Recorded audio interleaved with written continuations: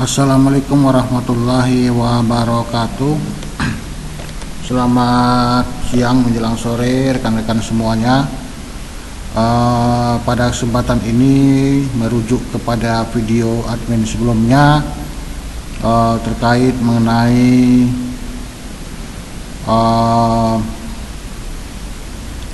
cara login pertama ke BUN dalam rangka pelaksanaan ANBK tahun 2022. Tetapi untuk video kali ini admin akan mencoba memberikan sedikit penjelasan mengenai moda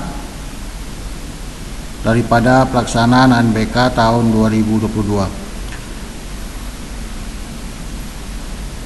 Seperti yang kita ketahui bahwa moda pelaksanaan ANBK 2022 ini itu terbagi atas dua macam. Yang pertama moda daring atau online, kemudian yang kedua moda semi daring ya. Jadi di sini kami akan memberikan informasi perbedaan di antara kedua moda tersebut sehingga nanti rekan-rekan bisa memilih moda apa yang nanti yang akan dilaksanakan pada hari H, yaitu diperkirakan pada akhir Agustus tahun 2022 ya. Kemudian langsung kita menuju ke monitor. Di sini admin sudah mempersiapkan sketsa ya, yaitu perbedaan antara moda online atau daring dengan moda semi online ya. Di sini terlihat bahwa untuk online yang pertama dalam melaksanakan ANBK itu tidak perlu menyiapkan komputer proktor dengan spesifikasi yang cukup tinggi ya.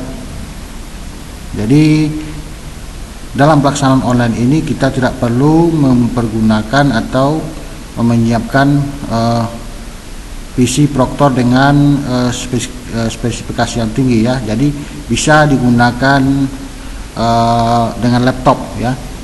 Sedangkan untuk semi online itu perlu mempersiapkan PC proktor dengan spesifikasi yang tinggi, dalam artian spesifikasinya ini yang sudah ditentukan oleh pusat ya. Jadi di sini kita bisa lihat admin akan menampilkan spesifikasinya seperti apa. Nah, di sini terlihat untuk online atau daring itu PC tower atau desktop laptopnya itu hanya menggunakan RAM 2GB sudah bisa ya. Kemudian harddisknya itu 10GB. Kemudian operasi sistem itu 32/64, itu tergantung yang kita punya ya. Yang 32 bisa, kemudian yang 64 juga bisa ya. Kemudian untuk kliennya itu untuk prosesornya itu CPU nya dual core 180 GHz ya. Kemudian RAM-nya cuma dibutuhkan 2GB. Kemudian layar minimal standar ya. Kemudian harddisk bebas itu 10GB. Kemudian operasi sistem juga sama seperti proktor. Oke, tetapi untuk yang semi daring ya, bisa terlihat di layar monitor itu harus mempunyai prosesor dengan 4 core ya, dengan frekuensi waktu 1,6 GHz ya, 60 bit. Kemudian RAM-nya 8GB ya. Jadi terlihat bahwa perbedaan antara semi online dan online ya. Tadi di sini RAM untuk proktor itu yang untuk online itu hanya 2GB, sementara yang untuk semi harus 8GB atau lebih baik ya.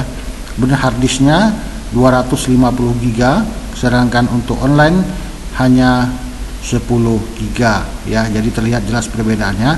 Kemudian untuk klien ya, itu monitor minimal 12 inci, kemudian prosesor single core dengan frekuensi waktu 400 MHz ya. Jadi kalau di sini tadi hanya 1,80 atau 180 GHz ya. Jadi terlihat sangat berbeda sekali ya.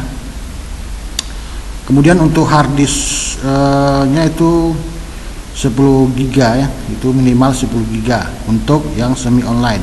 Sementara yang juga 10 GB ya. Ini untuk klien ya, untuk klien ya. Jadi seperti itu gambaran kira-kira perbedaan antara online dan semi online ya. Jadi nanti terserah kepada rekan-rekan pilih yang mana sesuai dengan kondisi di lapangan. Oke, ini untuk nomor 1. Kemudian untuk yang kedua, untuk online itu instalasi aplikasi yang sangat simpel ya dan mudah serta tidak perlu mengkonfigurasi jaringan lokal. Artinya apa? Rekan-rekan ya. Jadi untuk online ini kita tidak perlu mengkonfigurasi jaringan lokal ya. Ini maksudnya menghubungkan jaringan itu melalui LAN ya, seperti biasa ya. Sementara untuk semi online kita harus melakukan instalasi, itu memerlukan persiapan khusus dan harus melakukan konfigurasi jaringan lokal antara proktor dan klien ini ya. Ini adalah maksudnya adalah kalau yang semi online kita tentunya harus setting jaringan antara klien ke server dengan melalui kabel LAN seperti itu ya.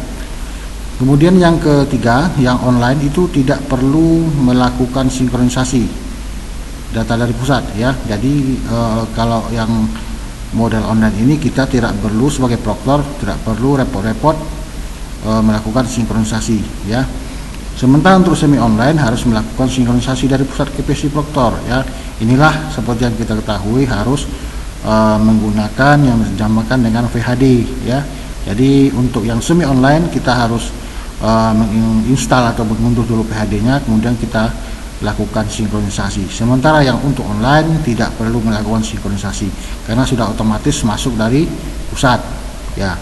Kemudian yang berikutnya, yang untuk online ini dibutuhkan bandwidth internet yang cukup tinggi dan stabil ya. Sementara yang semi online tidak membutuhkan kecepatan internet yang besar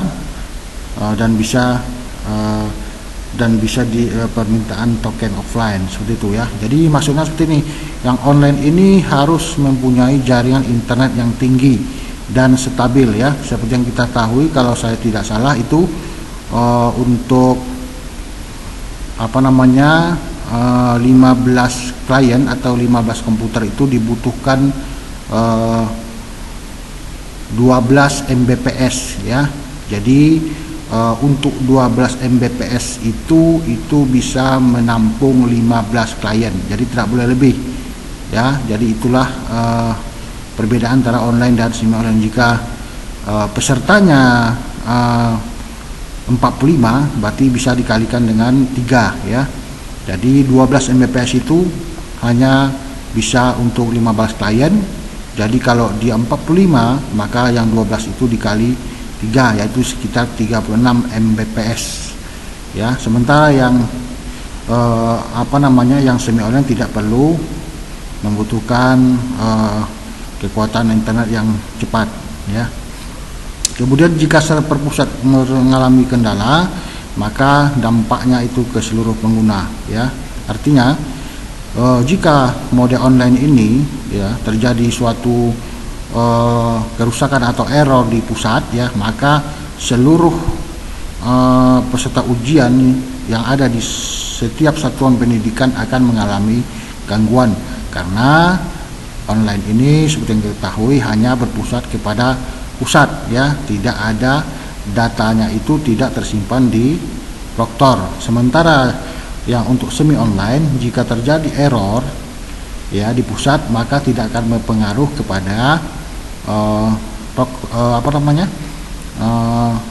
yang melaksanakan semi online. Kenapa? Karena database klien ataupun peserta ujian itu tersimpan atau masuk ke dalam komputer proktor seperti itu ya. Jadi dari kelima perbedaan ini, kelemahan dan keunggulannya masing-masing bisa rekan-rekan cerna besar rekan-rekan nilai.